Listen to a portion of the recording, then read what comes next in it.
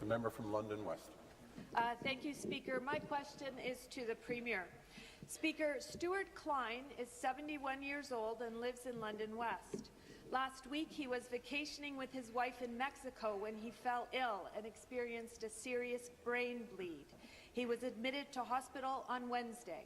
By Saturday, he was stabilized and in urgent need of a transfer home to London to see a neurologist. But Stuart's family was told by their insurance company that there are no hospital beds for him in London. Today is the 5th day that Stuart has been waiting to come home while his condition deteriorates. Speaker, as we continue to hear more and more stories about the devastating effects of hospital overcrowding in Ontario, why is this Premier doing nothing to address it? Premier. Mr. Speaker, I know the Minister of Health and Long-Term Care is going to want to speak to this particular case, but I want to just take a moment to express my concern for this family.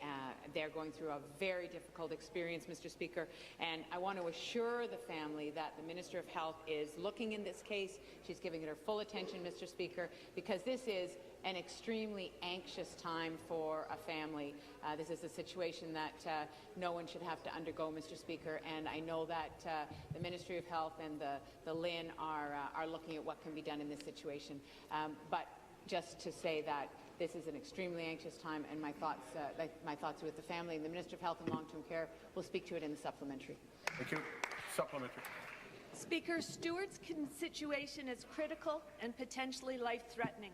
He also has a heart condition that requires blood thinners and a pacemaker. Stuart's daughter-in-law is now in Mexico trying to help him get home. When we spoke yesterday, she told me through tears that the family is desperate. They feel they are all alone, living a nightmare, and they don't want Stuart to die in Mexico.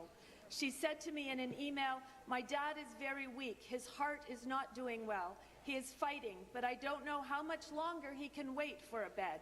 We need to fly him back to Canada. Please, Peggy, I beg you, keep trying." Speaker, will the Premier ensure that Stuart is able to come home today?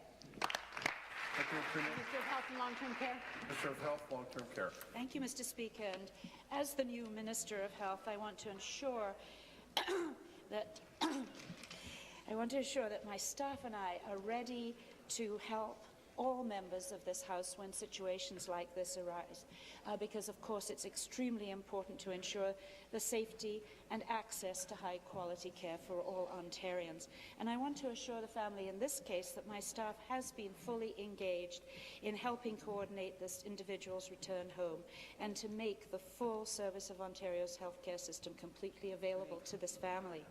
And I know that our healthcare professionals on the ground, LHIN staff responsible for regional care coordination, and staff in the ministry are always working hard to go the extra mile to ensure the highest quality of care for all Ontarians. Thank you. Thank you. Supplementary. Final supplementary. Speaker, when my staff spoke to ministry staff this morning, ministry staff had said it is the insurance company's job to find a bed. Speaker, I don't think so. Last week we heard about the Ronalds, a couple stuck in Costa Rica because there were no hospital beds in Hamilton available to help Mr. Rowland after a bad fall. We heard about Londoner Danny Marchant, who'd spent 11 days waiting for a bed to open up in London so he could get the medical care he needed after a skiing accident in Collingwood. Now it is the Klein family who is suffering because Ontario's hospitals are overcrowded. Yet all we hear in response from this government is that some temporary funding was provided to hospitals last year. Speaker, what will it take for this Premier and this government to finally take this crisis as seriously as the families who are affected by it? Be seated, please. Be seated, please. Thank you. Minister.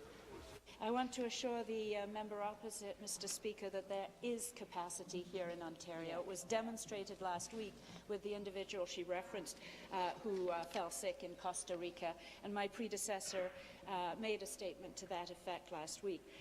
And in particular, because of this issue, we have reminded insurers what they need to do in terms of finding the appropriate capacity here in Ontario. And so what we have done is ensure that they all know that it is their responsibility to work with Ontario's system of hospitals. It's not just a matter of just calling one single hospital to find the appropriate capacity. They need to work with the LHIN. That's their responsibility. That's our expectation, and we would want to remind them of that. There are beds in Ontario for these individuals. Thank you, Mr. Speaker.